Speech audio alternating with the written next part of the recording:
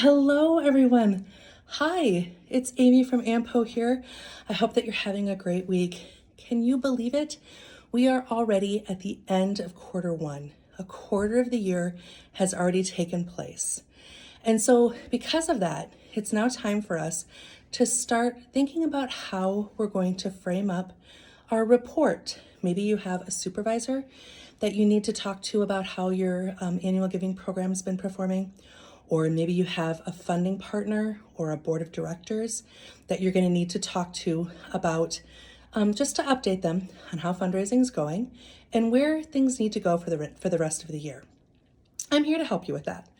So if you're only thinking about reporting on the total of dollars given up to this point in the year, you're really missing out on an opportunity to be able to help or to be able to ask for your board or for others to participate in your fundraising program.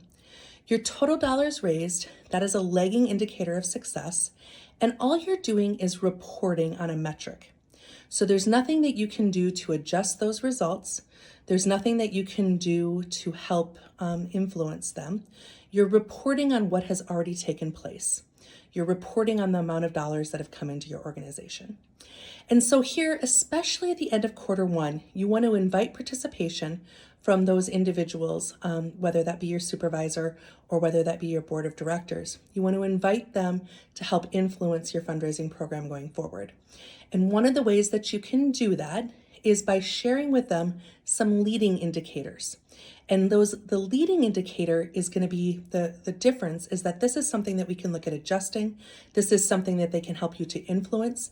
This is something that they can help to make perform differently throughout the rest of the year. And so it just opens up conversation, and it opens up the ability to be able to ask them to help participate in your program. So the leading indicator that I'm going to highlight today is called your dependency quotient. And so what that dependency quotient does is it helps you to understand how dependent your organization is on your top funders. So those funders, it might be a grant, it might be the United Way, it might, kind of more of a contract-based donor. It might be maybe you received a bequest. So maybe you had a one-time gift that helped to influence those results. Or maybe you have some major giving in there. You have a major donor that always gives so much per year. And so last week we talked about how you should run the report to look at who your top 5 to 10 donors were over the last 5 years, and to do some research on that to understand, are those donors pretty consistent?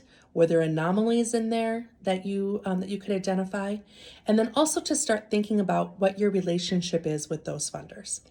And so this week, I want to concentrate some more on how you have that conversation and how you frame that conversation for that person that you're reporting this information to. So whether that's a supervisor or a board of directors. And so here's some questions that you can really kind of start to ask. How has this changed? How much change has there been over the last 5 years in the top donors to your organization? Maybe it hasn't changed at all. Maybe it hasn't been consistent at all. Either one of those things is fine. It's your result. It's just that you need to have understanding of that. If it's been completely consistent over time, then one of the questions that I would do as a follow-up is, how is that relationship now? Do we feel like in this year and going forward that relationship is strong, that partnership is going to continue to be there, and that we can continue to rely upon those funds?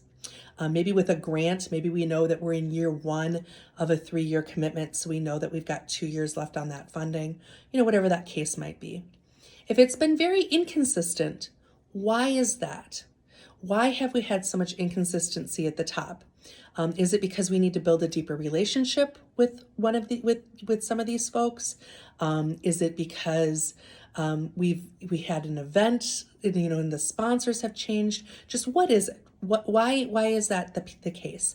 That's something that you're going to want to talk to those groups about. And so really understanding what that current relationship is. This is a place where you can invite their participation. Maybe this is an area where you could ask for someone to maybe go to coffee with you with this individual. Maybe you have a really good relationship with this person. And so, it would just be kind of fun to invite a board member to the next time that you have coffee so that they could get to know someone else in the organization.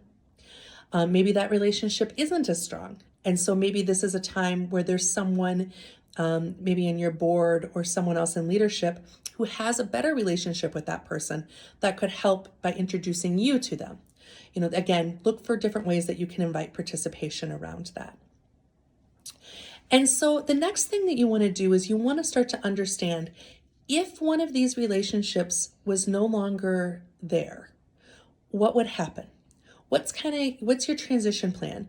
So again, especially if you're thinking about a grant funding.